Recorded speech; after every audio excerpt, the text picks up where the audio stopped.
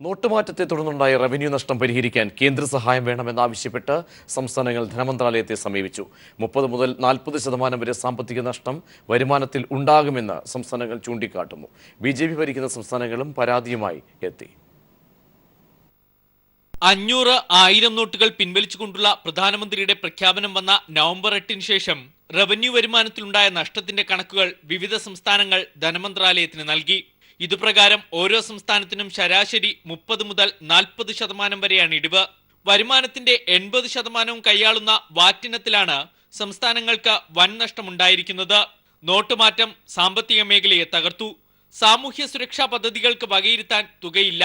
പാർലമെന്റിന്റെ ശീതകാല സമ്മേളനത്തിൽ സംസ്ഥാനങ്ങൾക്ക് നഷ്ടപരിഹാരം നൽകാനുള്ള തുക മാറ്റിക്കൊണ്ടുള്ള സപ്ലിമെന്ററി ബഡ്ജറ്റ് പാസാക്കണമെന്നാണ് സംസ്ഥാനങ്ങളുടെ പ്രധാന ആവശ്യം. പക്ഷേ ഇക്കാര്യത്തിൽ തീരുമാനമെടുത്തിട്ടില്ലെന്ന് ധനമന്ത്രാലയത്തിലെ ഉന്നത ഉദ്യോഗസ്ഥർ വിശദീകരിക്കുന്നു.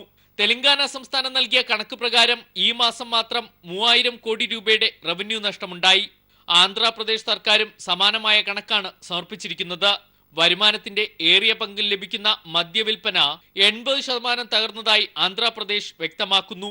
തമിഴ്നാട്, ഉത്തർപ്രദേശ്, ബീഹാർ, പശ്ചിമ ബംഗാൾ സംസ്ഥാനങ്ങളും സാമ്പത്തിക പ്രതിസന്ധിയിലേക്ക് പോവുകയാണ്.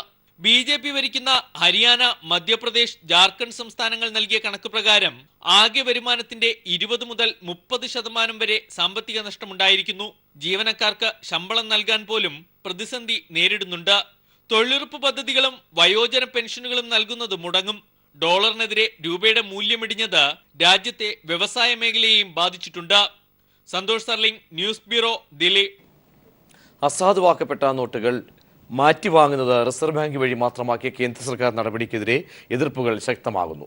30% മാത്രം ബാങ്കിംഗ് സാക്ഷരതയുള്ള രാജ്യത്ത് പരിഷ്കാരം പട്ടിണി മരണങ്ങൾക്ക് വഴിവെക്കുമെന്ന് വിദഗ്ധ അഭിപ്രായം. സഹകരണ ബാങ്കുകളെ ഇടപാടുകളിൽ നിന്ന് മാറ്റി നിർത്തിയത് പ്രതിസന്ധി രൂക്ഷമാക്കിയെന്ന ആരോപണവും ഉയരുന്നു. നവംബർ 8-ന് 500, 1000 നോട്ടുകൾ പിൻവലിച്ചപ്പോൾ ഡിസംബർ 30 വരെ രാജ്യത്തെ വാണിജ്യ ബാങ്കുകളിലൂടെയും പോസ്റ്റ് ഓഫീസുകൾ വഴിയും നോട്ടുകൾ മാറ്റിവാങ്ങാമെന്ന കേന്ദ്ര സർക്കാരും റിസർവ് ബാങ്കും ഉറപ്പു നൽകിയിരുന്നു. പിന്നീട് മുൻ നിലപാടിന് വിരുദ്ധമായി അസാധു നോട്ടുകൾ മാറ്റിവാങ്ങുന്നത് റിസർവ് ബാങ്കുകൾ വഴി മാത്രമായി നിയന്ത്രിച്ചു. 2 റിസർവ് ബാങ്കുകൾ മാത്രമുള്ള സംസ്ഥാനത്ത് കേന്ദ്ര സർക്കാരിന്റെ തീരുമാനം വലിയ ബുദ്ധിമുട്ടാണ് വരുത്തിവെക്കുന്നത്. അക്കൗണ്ട് തുറന്നതിന് ശേഷം മാത്രമേ തങ്ങളുടെ കൈവശം അകപ്പെട്ടിട്ടുള്ള പഴയ നോട്ടുകൾ മാറിയെടുക്കാൻ കഴിയൂ എന്നുള്ളത് പൗരാവകാശ ലംഘനമാണ്. രാജ്യത്തെ ജനങ്ങളിൽ 35% മാത്രമാണ് ബാങ്കിൽ അക്കൗണ്ടുകൾ ഉള്ളത്. 6 ലക്ഷം ഗ്രാമങ്ങൾക്കായി 1 ലക്ഷം ബാങ്ക് ശാഖകൾ മാത്രം. കേരളത്തിൽ ഉൾപ്പെടെ പ്രതിസന്ധികൾക്ക് പരിഹാരം കണ്ടെത്താനാകുമായിരുന്ന സഹകരണ ബാങ്കുകളെ ക്രയവിക്രയത്തിൽ നിന്ന് മാറ്റി നിർത്തിയതും പ്രതിസന്ധി രൂക്ഷമാക്കി. 1 ലക്ഷത്തോളം വരുന്ന പ്രാഥമിക സഹകരണ ബാങ്കുകളെ ഇത്തരം കാര്യങ്ങളിൽ നിന്നെല്ലാം അകറ്റി നിർത്തുക എന്നുള്ളത് കൂടി സംഭവിച്ചതോടെ സ്വന്തം പോക്കറ്റിലുള്ള പണം നഷ്ടപ്പെട്ടു എന്നുള്ളത് കൂടിയാണ് വന്നു ചേർന്നിരിക്കുന്നത്. കയ്യിലുള്ള പണം വിനിയോഗിക്കാനും മാറ്റിവാങ്ങാനുമുള്ള സാധ്യതകൾ വിലക്കി രാജ്യത്തെ കോടിക്കണക്കിന് ജനങ്ങളെ കേന്ദ്ര സർക്കാർ വറച്ചട്ടിയിൽ നിന്ന് എരിതിയിലേക്ക് തള്ളിവിടുകയാണെന്ന പരക്കെ ആക്ഷേപമുയരുന്നു. News bureau, Thrissur. രാജ്യമെമ്പാടുമുള്ള ജനങ്ങൾ ബാങ്കിന് മുന്നിൽ ക്യൂ നിൽക്കുമ്പോൾ ഒരു പൊതുമേഖലാ ബാങ്ക് പോലും ഇല്ലാത്ത തിരുവനന്തപുരം 5 തെങ്ങ് എന്ന പഞ്ചായത്തിലെ ജനങ്ങൾ കടുത്ത ദുരിതത്തിലാണ്. 10,000-കണക്കിന് ജനങ്ങൾ തിങ്ങിപ്പാർക്കുന്ന ഈ ഗ്രാമത്തിലെ ഇടപാടുകൾക്കെല്ലാം കൂടിയുള്ളത് ഒരു സഹകരണ സംഘം മാത്രമാണ്. കേന്ദ്ര സർക്കാരിൻ്റെ സഹകരണ മേഖലയോടുള്ള നയം മാറിയില്ലെങ്കിൽ ഉള്ള സമ്പാദ്യം മുഴുവൻ വെള്ളത്തിലാകുമെന്ന ആശങ്കയിലാണ് ഇവിടുത്തെ നാട്ടുകാർ. മോദിയുടെ നോട്ട് പിൻവലിക്കൽ തീരുമാനം മൂലം 5 തെങ്ങ് ഗ്രാമവാസികൾ നട്ടം തിരിയുകയാണ്. 10,000-കണക്കിന് ആളുകൾ തിങ്ങിപ്പാർക്കുന്ന ഈ പഞ്ചായത്തിൽ ഒരു ദേശസാൽകൃത ബാങ്ക് പോലുമില്ല. ഉണ്ടായിരുന്ന ഏക ബാങ്കായ സൗത്ത് ഇന്ത്യൻ ബാങ്ക് തൊട്ടടുത്ത പഞ്ചായത്തായ കടക്കാവൂരിലേക്ക് മാറ്റിയിട്ട് കാലം കുറയായി. 10,000-കണക്കിന് ആളുകൾ തിങ്ങിപ്പാർക്കുന്ന ഈ ഗ്രാമത്തിൽ ATM-ഉമില്ല. മത്സ്യത്തൊഴിലാളികളായ ഗ്രാമവാസികളുടെ ഏക ആശ്രയം പഞ്ചായത്തിലെ മത്സ്യത്തൊഴിലാളി സഹകരണ സംഘമാണ്. സഹകരണ സംഘങ്ങളിൽ നിന്നും പണം പിൻവലിക്കാൻ നിയന്ത്രണം വന്നതോടെ അവരുടെ ഏക ആശ്രയത്തിനും താഴ്വീണു. കായലിനും കടലിനും ഇടയിൽ വസിക്കുന്ന ഗ്രാമവാസികളുടെ ഇപ്പോഴത്തെ അവസ്ഥ ചെകുത്താനും കടലിനും ഇടയിൽപ്പെട്ടതുപോലെയായി. ഞങ്ങൾക്ക് മീൻ വാങ്ങിക്കാൻ പൈസ ഇല്ല. മേടിക്കുന്നവർ എത്ര തിരിച്ചു പോകണം. നമുക്ക് കച്ചവടവും ഇല്ല. മീൻ കൊണ്ടോ നമുക്ക് ഭയങ്കര പരാജയം പറ്റി കിടക്കണം. മീൻ മേടിക്കാൻ ആളില്ല. ഇരുട്ടുന്നവരെ അവർ ബാങ്കിൽ കിടക്കണം. എന്നാൽ ഞങ്ങൾ കുഞ്ഞുങ്ങളെ എങ്ങനെ വളർത്തും? നമുക്കൊരു വഴിയില്ല. ജീവിതത്തിലെ മുഴുവൻ സമ്പാദ്യവും സൂക്ഷിച്ചു വെച്ചിരിക്കുന്ന ഏക സഹകരണ സ്ഥാപനത്തിൽ നിന്നും പണം പിൻവലിക്കാൻ കഴിയാതെ വന്നതോടെ ഗ്രാമവാസികൾ കടുത്ത രോക്ഷത്തിലാണെന്ന് മത്സ്യത്തൊഴിലാളി നേതാവ് ജെറാൾഡ് പറയുന്നു. ഒരു പൈസ അവർക്ക് സഹകരണ സംഘങ്ങളിൽ നിന്നോ ബാങ്കുകളിൽ നിന്നോ പിൻവലിക്കാൻ പറ്റുന്നില്ല. അവരുടെ ക്രിസ്മസ് ഈ വർഷത്തെ ഇല്ലാതായി ഈ സർക്കാർ ഈ നോട്ട് നിരോധനത്തിലൂടെ നടപ്പാക്കിയിട്ടുണ്ട്. മത്സ്യത്തൊഴിലാളികൾക്ക് കടലിൽ പോകാനുള്ള ഇന്ധനം വാങ്ങാനും മീൻ വിൽക്കാൻ ഇടനില നിൽക്കുന്നതുമായ സഹകരണ സ്ഥാപനത്തിന്റെ പ്രവർത്തനം നിലച്ചതോടെ അഞ്ചുതെങ്ങ് എന്ന മത്സ്യഗ്രാമം പതുക്കെ പട്ടിണിയിലേക്ക് നീങ്ങുകയാണ്. ഒറ്റയടിക്കൊരു തീരുമാനത്തിലൂടെ ഇന്ത്യയിലെ മഹാഭൂരിപക്ഷം ജനങ്ങളെയും ബാങ്കിന് മുന്നിൽ ക്യൂ നിർത്തിയ മോദി അഞ്ചുതെങ്ങ് എന്ന മത്സ്യത്തൊഴിലാളി ഗ്രാമത്തെപ്പറ്റി കേട്ട് കാണാൻ വഴിയില്ല. ഈ ഗ്രാമത്തിലെ ജനങ്ങൾ കൂടി ഉൾപ്പെടുന്നതാണ് ഭാരതത്തിന്റെ അംഗസംഖ്യയെന്ന് മോദി ഓർത്തിരുന്നാൽ നല്ലത്. ക്യൂ നിൽക്കാൻ ഒരു ബാങ്ക് പോലുമില്ലാത്ത അഞ്ചുതെങ്ങ് എന്ന മത്സ്യഗ്രാമത്തിൽ നിന്നും എസ് ജീവൻകുമാർ, തിരുവനന്തപുരം. വൃത്തിഹീനമായ മൂത്രപ്പുരയിലെ ദുർഗന്ധം മൂലം കുട്ടികൾ ദുരിതത്തിൽ. കണക്കിനും ജീവശാസ്ത്രത്തിനും അധ്യാപകരില്ല. പ്രധാന അധ്യാപകൻ തോന്നുമ്പോൾ വരും. കൊല്ലം അച്ചൻകോവിൽ സ്കൂളിലെ വിശേഷങ്ങളാണ് ഈ കേട്ടത്. ആദിവാസി സമൂഹത്തിലെ കുട്ടികൾ ഉൾപ്പെടെ പഠിക്കുന്ന സ്കൂളിലാണ് ദൈനംദിന കാര്യങ്ങൾ അവതാളത്തിലായത്. LP, UP, ഹൈസ്കൂൾ വിഭാഗങ്ങളിലായി 360 കുട്ടികൾ പഠിക്കുന്നു. ഇവർ ഉപയോഗിക്കുന്ന മൂത്രപ്പുരയിലെ അവസ്ഥ ദൃശ്യങ്ങളിൽ നിന്ന് വ്യക്തമാകും. പുറകുവശത്ത് നിന്ന് ആർക്കു വേണമെങ്കിലും ഉള്ളിലേക്ക് നോക്കാൻ കഴിയും വിധം അശാസ്ത്രീയമായ ജനാലകളാണ് മൂത്രപ്പുരയ്ക്ക്. പെൺകുട്ടികളുടെ മൂത്രപ്പുരയ്ക്ക് വാതിലുകളുമില്ല. സുരക്ഷ ഒരുക്കുന്നതാകട്ടെ പെൺകുട്ടികൾ തന്നെ. ശുചീകരണം നടന്നിട്ട് മാസങ്ങളായതിന്റെ ലക്ഷണം കണ്ടാൽ തന്നെ ബോധ്യമാകും. ദുർഗന്ധം മൂലം ക്ലാസ്സിലിരുന്ന് കുട്ടികൾക്ക് പഠിക്കാനും കഴിയുന്നില്ലെന്ന് പരാതിയും. അവിടെ മൊത്തം അഴുക്കുകളാ, വൃത്തിയൊന്നുമില്ല. അവിടെ ഭയങ്കര സ്മെല്ല. പഠിക്കാൻ നേരം ഈ സ്മെല്ല് വരും. ഈ കാറ്റടിക്കുമ്പോ ഇവിടെ സ്മെല്ല് വരും. പിന്നെ പൈപ്പൊന്നും വെള്ളമൊന്നും ഇല്ല. അവിടെ കഥവില്ല, പിന്നെ വെള്ളമില്ല. കഥവില്ലാത്തോണ്ട് അവിടെ യൂസ് ചെയ്യുന്നത്. കണക്കിനും ജീവശാസ്ത്രത്തിനും അധ്യാപകരില്ല. 10ാം ക്ലാസ് വിദ്യാർത്ഥികളാണ് പരീക്ഷ അടുത്തതോടെ ആശങ്കയിലായത്. സ്കൂൾ തുറന്ന് ഇത്ര മാസമായിട്ടും മാത്സിനും ബയോളജിക്കും ഇതുമായിട്ട് അധ്യാപകൻ വന്നിട്ടില്ല. ഇപ്പൊ മാർച്ച് 8-ന് SSLC വരിക. എന്താ ചെയ്യുമെന്ന് ഞങ്ങൾക്ക് അറിയത്തില്ല. പ്രധാന അധ്യാപകൻ സ്ഥിരമായി ഇല്ലാത്തതും സ്കൂളിന്റെ ദൈനംദിന പ്രവർത്തനങ്ങളെ ബാധിക്കുന്നുവെന്ന് PTA ഭാരവാഹികൾ കുറ്റപ്പെടുത്തി. ജൂൺ ജൂലൈ മാസത്തിൽ വന്ന് ചാർജ് എടുത്ത ഹെഡ് മാസ്റ്റർ മാസത്തിൽ 1-2 ദിവസം മാത്രമാണ് സ്കൂളിൽ വരാറുള്ളത്. പുതിയ കെട്ടിടം നിർമ്മിക്കുന്നതിന് മന്ത്രി രാജു MLA ഫണ്ടിൽ നിന്ന് തുക അനുവദിച്ചിട്ടുണ്ടെങ്കിലും നിർമ്മാണ പ്രവർത്തനങ്ങൾ ഇതുവരെ ആരംഭിച്ചിട്ടില്ല. രാജ്കുമാർ, ന്യൂസ് ബ്യൂറോ, കൊല്ലം. CITU അഖിലേന്ത്യാ സമ്മേളനത്തിന് ഇന്ന് തുടക്കം.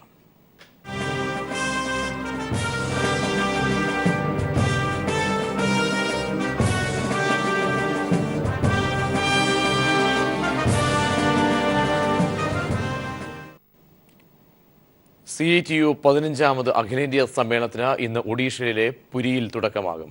വിവിധ സംസ്ഥാനങ്ങളിൽ നിന്നായി 2000 പ്രതിനിധികൾ സമ്മേളനത്തിൽ പങ്കുചേരും. കേരളത്തിൽ നിന്നും 590 പ്രതിനിധികളാണുള്ളത്. സമ്മേളനത്തോടനുബന്ധിച്ച് നടക്കുന്ന ബഹുജന റാലിയിൽ 1,00,000-ലധികം പേർ അണിനിരക്കും. രാവിലെ 10 മണിക്ക് പുരി കടൽ തീരത്ത് പ്രത്യേകം തയ്യാറാക്കിയ സമ്മേളന നഗരിയിൽ അഖിലേന്ത്യാ പ്രസിഡന്റ് AK പത്മനാഭൻ പതാക ഉയർത്തുന്നതോടെ 5 ദിവസം നീണ്ടു നിൽക്കുന്ന CITU 15ാമത് അഖിലേന്ത്യാ സമ്മേളനത്തിന് തുടക്കമാകും. തുടർന്ന് നടക്കുന്ന ഉദ്ഘാടന സമ്മേളനത്തിൽ INTUC ദേശീയ അധ്യക്ഷൻ doctor G Sanjeev Reddy, AITUC president Jogendranath Tripathi ഉൾപ്പെടെ 9 കേന്ദ്ര ട്രേഡ് യൂണിയൻ നേതാക്കൾ പങ്കെടുക്കും. വിവിധ സംസ്ഥാനങ്ങളിൽ നിന്നായി 500 വനിതകൾ ഉൾപ്പെടെ 2000 പ്രതിനിധികളാണ് സമ്മേളനത്തിൽ പങ്കെടുക്കുന്നത്. കേരളത്തിൽ നിന്നുള്ള 590 പ്രതിനിധികൾ ഇന്നലെ വൈകുന്നേരത്തോടെ സമ്മേളന നഗരിയിലെത്തി. കേന്ദ്ര സർക്കാരിന്റെ തൊഴിലാളി വിരുദ്ധ നയങ്ങൾക്കെതിരായ പുതിയ സമരമുഖം തുറക്കുന്നതാകും സമ്മേളനമെന്ന് CITU സംസ്ഥാന സെക്രട്ടറി എളമരം കരീം പറഞ്ഞു. ഈ പണിമുടക്കങ്ങളും പ്രക്ഷോഭങ്ങളൊക്കെ നടത്തിയിട്ടും സർക്കാരിൻ്റെ നയങ്ങളിൽ നിന്ന് അവർ പിന്മാറുന്നില്ല. അപ്പോൾ കൂടുതൽ ശക്തമായ പ്രക്ഷോഭത്തിലേക്ക് പോകേണ്ട ഒരു സാഹചര്യമാണുള്ളത്. ഈ സമ്മേളനത്തിൽ അത്തരം കാര്യങ്ങളാണ് പ്രധാനമായും ചർച്ച ചെയ്യുക. ഉച്ചതിരിഞ്ഞ് 1,00,000-ലധികം പേർ പങ്കെടുക്കുന്ന റാലി പുരി റെയിൽവേ സ്റ്റേഷൻ പരിസരത്ത് നിന്നും ആരംഭിക്കും. വൈകുന്നേരം 6 മണിക്ക് സഖാവ് സമർ മുഖർജി നഗറിൽ പ്രതിനിധി സമ്മേളനം തുടങ്ങും. 5 ദിവസം നീണ്ടു നിൽക്കുന്ന സമ്മേളനത്തിൽ കാർഷിക പ്രതിസന്ധി, ഒഡീഷയിലെ വ്യവസായ വികസനം തുടങ്ങി വിവിധ വിഷയങ്ങളിൽ സെമിനാറുകളും ഉണ്ടാകും. വർഗീയതയ്ക്കെതിരെ വർഗ ഐക്യം എന്നതാണ് 15ാം അഖിലേന്ത്യാ സമ്മേളനം ഉയർത്തിപ്പിടിക്കുന്ന പ്രധാന മുദ്രാവാക്യം. വർഗീയതയും പുത്തൻ സാമ്പത്തിക നയങ്ങളും തീർത്ത വെല്ലുവിളികൾ മറികടക്കാനുള്ള ക്രിയാത്മകമായ ചർച്ചകളും ഈ സമ്മേളനത്തിൽ ഉയർന്നുവരും. ഒഡീഷയിലെ പുരിയിൽ നിന്നും ക്യാമറമാൻ രാജീവ് കണ്ണാടിക്കൊപ്പം M സന്തോഷ്. നിലമ്പൂർ കരുളായി വനത്തിൽ പോലീസ് വെടിവയ്പിൽ മരിച്ച CPM മാവോയിസ്റ്റ് കേന്ദ്ര കമ്മിറ്റി അംഗം കുപ്പു ദേവരാജിന്റെയും അജിതയുടെയും മൃതദേഹങ്ങൾ കോഴിക്കോട് മെഡിക്കൽ കോളേജിലേക്ക് മാറ്റി. ഇന്ന് മൃതദേഹങ്ങൾ ബന്ധുക്കൾക്ക് വിട്ടു നൽകും. വെടിവയ്പ് നടന്ന മാവോയിസ്റ്റുകളുടെ ഒളിത്താവളത്തിൽ നിന്നും ഇവർ ഉപയോഗിച്ചിരുന്ന നിരവധി വസ്തുക്കൾ കഴിഞ്ഞ ദിവസം കണ്ടെടുത്തിരുന്നു. വിശദാംശങ്ങളുമായി അനൂപ് ചേരുന്നു. അനൂപ്, ബന്ധുക്കൾ മൃതദേഹം ഏറ്റുവാങ്ങാൻ ഇന്ന് സന്നദ്ധത അറിയിച്ചിട്ടുണ്ടോ? മറ്റ് നടപടിക്രമങ്ങളെല്ലാം തന്നെ പൂർത്തിയായി കഴിഞ്ഞു? പ്രജീഷ്, വ്യാഴാഴ്ച ഉച്ചയ്ക്ക് 12 മണിക്ക് നിലമ്പൂർ വനമേഖലയിൽ തണ്ടർബോൾട്ട് മാവോയിസ്റ്റ് ഏറ്റുമുട്ടലിൽ കൊല്ലപ്പെട്ടുവെന്ന് പറയുന്ന 2 മാവോയിസ്റ്റുകളുടെ മൃതശരീരങ്ങൾ ഇപ്പോൾ കോഴിക്കോട് മെഡിക്കൽ കോളേജിൽ മോർച്ചറിയിൽ സൂക്ഷിച്ചിരിക്കുകയാണ്. ഇന്ന് രാവിലെ 9 മണിക്ക് പോസ്റ്റ്മോർട്ടം നടപടികൾ ആരംഭിക്കും. ആന്ധ്ര സ്വദേശി കുപ്പു എന്ന ദേവരാജ്, അജിത് എന്നിവരുടെ മൃതശരീരങ്ങളാണ് ഇവിടെ സൂക്ഷിച്ചിരിക്കുന്നത്. അവരുടെ മൃതദേഹങ്ങളുടെ പോസ്റ്റ്മോർട്ടമാണ് ഇന്ന് നടക്കുക. 9 മണിക്കാണ് പോസ്റ്റ്മോർട്ടം നടപടികൾ ആരംഭിക്കുക. കഴിഞ്ഞ ദിവസം വെടിവെപ്പ് നടന്ന സ്ഥലത്ത് നിന്ന് അവിടെ ADM ഉൾപ്പെടെയുള്ളവരുടെ സാന്നിധ്യത്തിൽ ഇൻക്വസ്റ്റ് നടപടികൾ പൂർത്തീകരിച്ച് ഇന്നലെ രാത്രി 9 മണിയോടുകൂടിയാണ് മൃതശരീരങ്ങൾ ഇവിടെ എത്തിച്ചിരിക്കുന്നത്. മനുഷ്യാവകാശ പ്രവർത്തകർ, ഗ്രോവാസ് ഉൾപ്പെടെയുള്ളവർ ഇവിടെ എത്തിയിരുന്നു. ഇവർ കോഴിക്കോട് SP-യുമായി സംസാരിക്കുകയും മൃതശരീരങ്ങൾ ഏറ്റെടുക്കാൻ തയ്യാറാണെന്ന് അറിയിക്കുകയും ചെയ്തിരുന്നു. എന്നാൽ ബന്ധുക്കൾ എത്തിയാൽ മൃതശരീരങ്ങൾ അവർക്ക് വിട്ടു നൽകാമെന്നാണ് പോലീസിന്റെ നിലപാട്. മലപ്പുറം പോലീസ് സൂപ്രണ്ടാണ് ഇത് സംബന്ധിച്ച കാര്യങ്ങളെല്ലാം വീക്ഷിക്കുന്നത്. ഗ്രോവാസ് ഉൾപ്പെടെയുള്ളവർ ഇന്ന് 9 മണിക്ക് വീണ്ടും SP-യെ കാണുന്നുണ്ട്. അവർ പറയുന്നത് അവർ പോസ്റ്റ്മോർട്ടം നടപടികൾ അവർക്ക് കൂടി കാണാനുള്ള ഒരു സൗകര്യം ഉണ്ടാക്കണമെന്നാണ് മനുഷ്യാവകാശ പ്രവർത്തകർക്ക്. എന്നാൽ ഇത് പോലീസ് പരിഗണിക്കുന്നുണ്ട്. ഇന്ന് രാവിലെ ഇക്കാര്യം സംബന്ധിച്ചുള്ള ഒരു നിലപാട് പോലീസ് വ്യക്തമാക്കും. അതേസമയം ബന്ധുക്കൾ, ഇവരുടെ കൊല്ലപ്പെട്ടവരുടെ ബന്ധുക്കൾ എത്തുന്നുണ്ട്. ഇന്ന് 9 മണിക്ക് തമിഴ്നാട്ടിൽ നിന്നും കർണാടകയിൽ നിന്നും എത്തുന്ന അവരുടെ ബന്ധുക്കൾ മനുഷ്യാവകാശ പ്രവർത്തകർക്കൊപ്പം പോലീസ് സൂപ്രണ്ടിനെ കാണുന്നുണ്ട്. അവർക്ക് പോസ്റ്റ്മോർട്ടത്തിന് ശേഷം മൃതശരീരങ്ങൾ വിട്ടു നൽകാമെന്ന് തന്നെയാണ് പോലീസ് നിലപാട്. എന്നാൽ ബന്ധുക്കൾ എത്തണമെന്നുള്ള കാര്യത്തിൽ പോലീസ് നിർബന്ധം പിടിക്കുന്നുമുണ്ട്. സതീഷ്, അനൂപാണ് വിശദാംശങ്ങൾ നൽകിയത്. തലശ്ശേരി ഫസൽ വധക്കേസിൽ പുനരന്വേഷണം നടത്തണമെന്ന് കോടിയേരി ബാലകൃഷ്ണൻ. RSS പ്രവർത്തകന്റെ പുതിയ വെളിപ്പെടുത്തലിന്റെ അടിസ്ഥാനത്തിൽ പോലീസ് CBIയെ സമീപിക്കണം. അന്വേഷണത്തിന് പുതിയ CBI സംഘത്തെ നിയോഗിക്കണമെന്നും കോടിയേരി കണ്ണൂരിൽ കൂത്തുപറമ്പ് രക്തസാക്ഷി ദിന അനുസ്മരണ പരിപാടിയിൽ ആവശ്യപ്പെട്ടു. ഫസൽ വധക്കേസിൽ CPIഎമ്മിനെ കുടുക്കാനാണ് കേന്ദ്രം ഭരിച്ച UPA സർക്കാരും കേന്ദ്ര ആഭ്യന്തര സഹമന്ത്രിയായിരുന്ന മുല്ലപ്പള്ളി രാമചന്ദ്രനും ശ്രമിച്ചതെന്ന് CPIഎം സംസ്ഥാന സെക്രട്ടറി കോടിയേരി ബാലകൃഷ്ണൻ പറഞ്ഞു. ഇതിന്റെ ഭാഗമായാണ് കാരായി രാജനെയും ചന്ദ്രശേഖരനെയും അറസ്റ്റ് ചെയ്തത്. ഫസൽ കൊല്ലപ്പെട്ടതിന് ശേഷം നടന്ന സമാധാന യോഗത്തിൽ നിന്നും NDF നേതാക്കൾ ഇറങ്ങിപ്പോയത് ഫസലിനെ കൊന്ന RSSകാരിയിരിക്കുന്ന യോഗത്തിൽ ഇരിക്കില്ലെന്ന് പ്രഖ്യാപിച്ചായിരുന്നു. യഥാർത്ഥ പ്രതികളെ കേസിൽ ഉൾപ്പെടുത്തി CBI പുതിയ അന്വേഷണ സംഘത്തെ കൊണ്ട് ഫസൽ കേസ് അന്വേഷിപ്പിക്കണമെന്നും കോടിയേരി ആവശ്യപ്പെട്ടു. ഫസൽ വധക്കേസിൽ CPMന് യാതൊരു പങ്കുമില്ല എന്ന് പാർട്ടി ആവർത്തിച്ച് വ്യക്തമാക്കിയിട്ടുള്ളത് സത്യം പുറത്തു വന്നിരിക്കുകയാണ്. ആ കേസ് പുനരന്വേഷിച്ചുകൊണ്ട് പുതുതായിട്ട് വന്ന തെളിവുകളുടെ അടിസ്ഥാനത്തിൽ ബന്ധപ്പെട്ടവരെ കേസിൽ പ്രതി ചേർത്ത് CBI തന്നെ കോടതിയിൽ ഇത് സംബന്ധിച്ച റിപ്പോർട്ട് കൊടുത്ത് പുനരന്വേഷണം നടത്താൻ വേണ്ടിയുള്ള അനുമതി വാങ്ങണം. അതേസമയം മോദി സർക്കാരിനോടുള്ള കോൺഗ്രസിന്റെ മൃദു സമീപനമാണ് ഹർത്താലിൽ നിന്നുള്ള വിട്ടുനിൽക്കൽ തെളിയിക്കുന്നതെന്നും കോടിയേരി പറഞ്ഞു. CPIഎമ്മിനെ ആക്രമിക്കുന്ന BJPയെ സംരക്ഷിക്കുന്ന നിലപാട് കോൺഗ്രസ് നേരത്തെ തന്നെ സ്വീകരിച്ചിരുന്നെന്നും UDFിലെ മറ്റ് ഘടകകക്ഷികൾ ഹർത്താലുമായി സഹകരിക്കണമെന്നും കോടിയേരി ബാലകൃഷ്ണൻ ആവശ്യപ്പെട്ടു. കേരളത്തിലെ മുഖ്യമന്ത്രിയെയും KPCC പ്രസിഡന്റും പ്രതിപക്ഷ നേതാവ് ഉൾപ്പെടെയുള്ള സംഘത്തെ കാണാൻ കൂട്ടാക്കാത്ത പ്രധാനമന്ത്രിയുടെ നിലപാടിൽ പ്രതിഷേധിക്കാൻ ഒന്നിച്ചൊരു ഹർത്താൽ നടത്തണമെന്ന് തോന്നാൻ എന്തുകൊണ്ടാണ് VM സുധീരന് തോന്നാത്തത്? കേരളത്തിലെ കോൺഗ്രസ് BJPയോട് സ്വീകരിക്കുന്ന ഒരു മൃദു സമീപനമാണിത്. കൂത്തുപറമ്പ് രക്തസാക്ഷി ദിനത്തിന്റെ ഭാഗമായി കൂത്തുപറമ്പിൽ നടന്ന അനുസ്മരണ പൊതുസമ്മേളനം ഉദ്ഘാടനം ചെയ്യുകയായിരുന്നു Kodiyeri Balakrishnan. PV Joshila, news bureau, Kannur. Naushad എന്ന മനുഷ്യസ്നേഹിയുടെ ഓർമ്മയ്ക്കിന്ന് 1 വയസ്സ്. കോഴിക്കോട് മാൻഹോളിൽ അകപ്പെട്ട തൊഴിലാളികളെ രക്ഷിക്കുന്നതിന് ഇടയായിരുന്നു ഓട്ടോ തൊഴിലാളിയായ നൌഷാദ് മരണക്കുഴിയിൽ മറഞ്ഞത്. 1 വർഷം എത്തുമ്പോഴും നൌഷാദിന്റെ ഭാര്യയ്ക്ക് സർക്കാർ വാഗ്ദാനം ചെയ്ത ജോലി ഇതുവരെയും ലഭിച്ചിട്ടില്ല. ഒടുവിലെ ശ്വാസം കടം തന്ന സ്നേഹത്തിൻ അലകൾ. നൌഷാദ് എന്ന മനുഷ്യസ്നേഹിയെ അത്ര പെട്ടെന്നൊന്നും ആർക്കും മറക്കാൻ സാധിക്കില്ല. കോഴിക്കോട്ടെ ഒരു ഓട്ടോ ഡ്രൈവറായിരുന്ന നൌഷാദ് ജീവിതത്തിൽ നിന്നും ഒരു മാൻഹോളിലേക്ക് കൈനീട്ടുമ്പോൾ മരണത്തോട് മല്ലിടുന്ന 2 ജീവനുകൾ മാത്രമായിരുന്നു അയാളുടെ മനസ്സിൽ. മരണവെപ്രാളത്തിൽ താൻ പിടിച്ച കൈക്കൊപ്പം മാൻഹോളിലേക്ക് നൌഷാദ് മറിയുമ്പോൾ ഒരു സാധാരണ മനുഷ്യനപ്പുറം അയാൾ മനുഷ്യസ്നേഹത്തിന്റെ പ്രതീകം കൂടിയായി മാറി. നൌഷാദ് മരിച്ചിട്ട് ഇന്നേക്ക് 1 വർഷം തികയുമ്പോഴും ആ ഉമ്മയുടെ കണ്ണുനീർ ഇതുവരെയും തോർന്നിട്ടുമില്ല. മകനെയോർത്ത് അഭിമാനപ്പെടുമ്പോഴും വേദന കടിച്ചമർത്തി ആ ഉമ്മ പറയുന്നുണ്ട്, നഷ്ടപ്പെട്ടത് തനിക്കെന്റെ മകനെയാണെന്ന്. അഭിമാനമൊക്കെ ഉണ്ട്, പക്ഷെ മോന് നഷ്ടപ്പെട്ടതില്ല വിഷമം. നൌഷാദിന്റെ അമ്മയും സഹോദരിയും മാത്രമാണ് വേങ്ങേരിയിലെ ആ കൊച്ചു വീട്ടിൽ. ഭാര്യയ്ക്ക് വാഗ്ദാനം ചെയ്ത സർക്കാർ ജോലി ഇതുവരെയും ലഭിച്ചിട്ടുമില്ല. കടലാസൊക്കെയും ഒപ്പിട്ടു നൽകി. അവയെല്ലാം ശരിയായാൽ ജോലി കിട്ടുമെന്ന പ്രതീക്ഷയിലാണ് ആ കുടുംബം. ഒരു വീടിന്റെ കാവലാളായ മകനെ നഷ്ടപ്പെട്ടതിന്റെ വേദന ഒരു ധനസഹായത്തിനും സർക്കാർ ജോലിക്കും പകരം വെക്കാനാവില്ലെന്നും അവർ പറയുന്നു. News bureau, Kozhikode.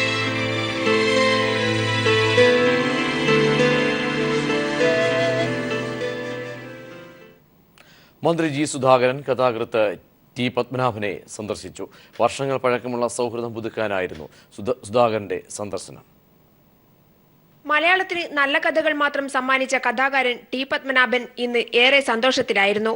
താനുൾപ്പെട്ട സാഹിത്യ സഹകരണ സംഘത്തെ അതിന്റെ സുവർണകാലത്തിനു ശേഷം നാശോന്മുഖമായ അവസ്ഥയിൽ നിന്നും കൈപിടിച്ചുയർത്തിയ മന്ത്രി ജി സുധാകരന്റെ സന്ദർശനം, അതിൽ ഏറെ സന്തുഷ്ടരായിരുന്നു ഇരുവരും. സാഹിത്യ പ്രവർത്തക സഹകരണ സംഘം ലോകത്തിലെ തന്നെ ഏറ്റവും വലിയൊരു സംഘടനയായിരുന്നു. പിന്നെ പതുക്കെ അത് നശിച്ചു. ഇനി അതിന് ഉയർത്തെഴുന്നേൽപ്പില്ല എന്ന് ഉറപ്പായപ്പോൾ അതിനെ ഉദ്ധരിച്ചു കൊണ്ടുവന്ന ആളായത്. അപ്പോൾ ഈ തവണ മിനിസ്റ്റർ ആയപ്പോൾ ഞാൻ ആദ്യമായിട്ട് മലബാറി വരും. 6 മാസം ഞാൻ വന്നിട്ടില്ല. നമ്മുടെ മലയാളത്തിലെ എക്കാലത്തെയും ഇതിഹാസ കഥാകാരനാണല്ലോ. ആവശ്യമില്ലാതെ സംസാരിച്ചാൽ അതൊരു സംസാരമായിരിക്കും. സവിശേഷമായ മറ്റ് ആർക്കില്ലാത്ത സവിശേഷമായ ഒരു വ്യക്തിത്വമല്ലേ. വ്യക്തിത്വത്തിലും ഏറെ സാമ്യമുണ്ടെന്നായി അടുത്ത കമന്റ്. പിന്നെ നമ്മൾ തമ്മിൽ പല ക്വാളിറ്റീസ്, ഒരേപോലത്തെ ക്വാളിറ്റീസ് ഉണ്ട്. ഒന്നും ഒളിച്ചു വെക്കൂല, പറഞ്ഞു കഴിയും, മനസ്സിൽ വന്നാൽ പറയും. പിന്നീട് പൊതുമരാമത്ത് മന്ത്രിയോട് ആശുപത്രിക്ക് മുൻപിലെ ഹമ്പ് എടുത്തു കളയണമെന്ന അപേക്ഷ. എല്ലാ ആശുപത്രിന്റെ മുമ്പിലും ഡിവൈഡറിന് ഗ്യാപ്പ് ഇപ്പോൾ ശരിയാക്കാമെന്ന മറുപടി. TV Joshila, news bureau, Kannur. Sabarimala വിശേഷങ്ങളിലേക്ക്. തിരുവിതാംകൂർ ദേവസ്വം ബോർഡ് എടുക്കുന്ന ഓരോ തീരുമാനങ്ങളും വിവാദത്തിലാണ് ഇപ്പോൾ അവസാനിക്കുന്നത്. ശബരിമലയുടെ പേര് മാറ്റിയതാണ് ആദ്യം വിവാദമായതെങ്കിൽ വെബ്സൈറ്റിലെ തത്സമയ സംപ്രേഷണമാണ് ഇപ്പോഴത്തെ വിവാദത്തിന് കാരണം. സുപ്രീം കോടതിയിൽ സംസ്ഥാന സർക്കാരിന്റെ വാദം മറികടക്കാനാണ് ബോർഡിന്റെ ഈ വിവാദ തീരുമാനങ്ങൾ എല്ലാം. ശബരിമലയിൽ സ്ത്രീ പ്രവേശനമാകാമെന്ന കേരള സർക്കാരിന്റെ നിലപാടിനെ മറികടക്കാൻ സാധ്യമായതും സാധ്യമല്ലാത്തതുമായ എല്ലാ വഴികളും തേടുന്നു എന്നതിന്റെ തെളിവാണ് ഓരോ ദിവസവും ദേവസ്വം ബോർഡ് എടുക്കുന്ന എല്ലാ തീരുമാനങ്ങളും വിവാദമാകുന്നത്. കൃത്യമായതും നേരായ വഴികളിലൂടെയുമായിരുന്നു ദേവസ്വം ബോർഡ് കാര്യങ്ങൾ നടപ്പിലാക്കാൻ ശ്രമിച്ചിരുന്നതെങ്കിൽ യാതൊരു വിവാദവുമില്ലാതെ കാര്യങ്ങൾ സുഗമമായേനെ. നൂറ്റാണ്ടുകളായി പിന്തുടർന്ന ശബരിമല ശ്രീധർമ്മശാസ്താവ് എന്ന പേര് മാറ്റിയതിന് ദേവസ്വം ബോർഡ് പറഞ്ഞ ന്യായം ഇതാണ്. ഞങ്ങൾ തെറ്റ് തിരുത്തുകയാണ് ചെയ്തത്.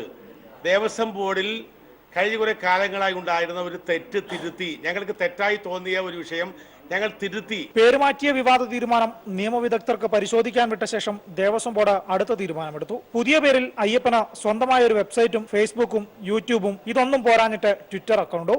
ദേവസ്വം ബോർഡിനും ശബരിമല ക്ഷേത്രത്തിനും സ്വന്തമായി വെബ്സൈറ്റ് ഉള്ളപ്പോഴാണ് ദേവസ്വം ബോർഡിന്റെ ഈ തീരുമാനം എന്നുകൂടി ഓർക്കണം. പക്ഷേ പുതിയ വെബ്സൈറ്റിൽ ശബരിമലയിലെ കാര്യങ്ങളൊക്കെ ലൈവായി പുറം ലോകം അറിയിക്കാനുള്ള തീരുമാനമാണ് വിവാദമായത്. എല്ലാം എല്ലാവരും കാണട്ടെ എന്നതാണ് ഇതിനു പിന്നിലെ തീരുമാനമെന്നാണ് ബോർഡ് പ്രസിഡന്റ് ഭാഷ്യം. ഇവിടെ നടക്കുന്ന ഓരോ ചലനവും, ഇവിടെ നടക്കുന്ന ഓരോ അനുഷ്ഠാനങ്ങളും, ഇവിടത്തെ നേട്ടങ്ങളും ലോകമറിയണം. തീരുമാനം വിവാദമായി. സുരക്ഷാ പ്രശ്നങ്ങൾ മുൻനിർത്തി തത്സമയ സംപ്രേഷണം നിർത്തിവെക്കാൻ പോലീസ് നിർദ്ദേശം നൽകിയതോടെ അതും പൂട്ടിക്കെട്ടേണ്ടി വന്നു. ശബരിമലയിൽ സ്ത്രീ പ്രവേശനമാകാമെന്ന സംസ്ഥാന സർക്കാരിന്റെ വാദത്തെ സുപ്രീം കോടതിയിൽ മറികടക്കുന്നതിന് വേണ്ടിയാണ് തിരുവിതാംകൂർ ദേവസ്വം ബോർഡ് പുതിയ ചില തീരുമാനങ്ങളെല്ലാം തന്നെ എടുത്തത്. ഏറ്റവും ആദ്യം എടുത്ത പേരുമാറ്റൽ തീരുമാനം തന്നെ വലിയ വിവാദത്തിന് തിരികൊളുത്തിയതിന് തൊട്ടു പിന്നാലെ തന്നെയാണ് തിരുവിതാംകൂർ ദേവസ്വം ബോർഡ് ശബരിമല ക്ഷേത്രത്തിന് പുതിയൊരു വെബ്സൈറ്റ് ആരംഭിച്ചതും തത്സമയ സംപ്രേഷണം ആരംഭിച്ചതും. അത് മറ്റൊരു വലിയ വിവാദത്തിന് തുടക്കമിടുകയും ചെയ്തു. സന്നിധാനത്ത് നിന്നും ക്യാമറമാൻ വിനേഷ് നേതാജിക്കൊപ്പം ബിജേഷ് നടുവിൽ.